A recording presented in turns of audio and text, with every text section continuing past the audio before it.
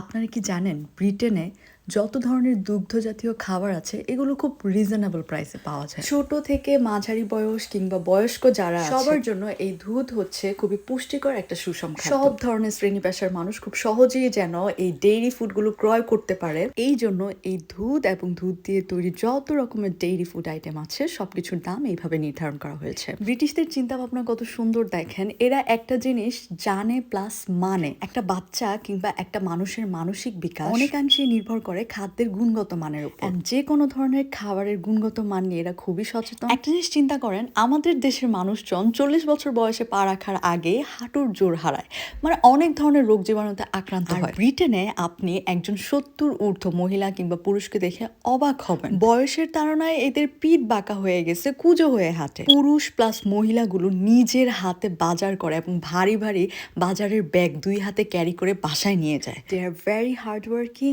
Active as well, কারণ তারা তাদের বেড়ে ওঠার বিগিনিং স্টেজ থেকে ভালো খাবারটা খেতে পেরেছে, যেটা আমরা আমাদের দেশে পারি না, কারণ আমাদের দেশে প্রতিটা খাদ্যে প্রচুর পরিমাণে ভেজাল।